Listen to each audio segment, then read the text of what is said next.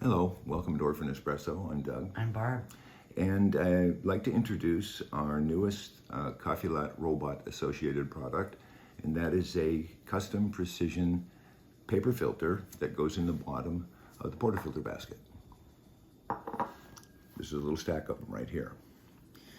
Now, there's a lot of reasons to use a paper filter, both on the bottom and on the top. I won't go into that, but let me just start with the top filter. With the robot, the top filter really gives you a lot of advantage of cleanliness. Is that when you use a filter on the top of the puck, you avoid a lot of the coffee particles getting up into the piston seal, and so it really reduces the need to do a lot of cleaning of the piston seal. So for cleanliness, the top filter is a good thing. Now, we've been experimenting, and this is a state-of-the-art craft hole punch. These punches, good craft store will have them. You can get them online. This is a step up from tracing with a pencil and cutting out with scissors. Now, for that top filter, we've really found that it would be presumptuous of us to say we can make a better filter than you can with a 2 1/4 punch. Get a good die punch. Yeah, you need a good isn't one. Great. Because 2 1/4 is 57.15. The basket is 57.5.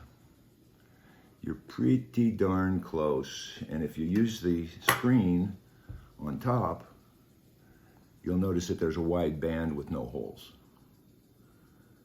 So 57.15, really, we could make it 57.45, for example. But it kind of falls into why bother.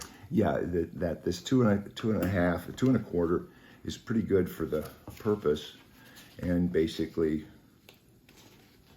this one you have to use it upside down. That's because it doesn't work very well. It doesn't work very well. Okay, you put her in here. There you go, and this is the operative concept that this one kind of Sucks. needs a little work. But anyway, there's your 2 1/4 for the top. We really don't think you can do much better. Although if we provided them, you wouldn't have to deal with the stuck die. But that's a thing. Okay. This filter that we're introducing, this paper is for the bottom. Now, the reason we've done this is that the closest you can find for die cutting these is 1 3/4. Similarly, let's take this and we'll cut a 1 3/4.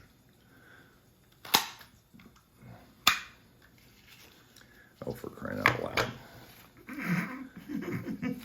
Well, my intention wasn't to diss these things. For crying out loud. Okay. Just hold that thought. Hey, Barb, look. That's our filter on the bottom of the puck. I'll be right back. Nice filter. Nice puck. Anyway. It's kind of dried out because we took a little while before we started filming. Took a while to get set up. All right. These are 1 3/4. This is cut from that die when the die was working better. And so the downfall, the reason these are not ideal is you put them in the bottom.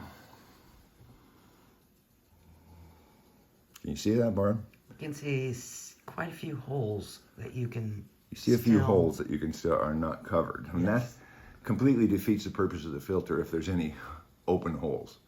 So here, I take it, you look in it, and you tippy tap it around and you make sure that it's completely centered. And then you stick it down with some drops of water, thusly, and you're good to go. Okay? It's stuck in there. But you had to mess with it to get Had to it mess centered. with it. Now, we made these This 1 3/4, this is 44.44. And we made these filters 46.3. So, oh my gosh, which one are ours and which ones? I think this is our stack of. Yes, that's it. Okay. Simply, whoops, in it goes. Done.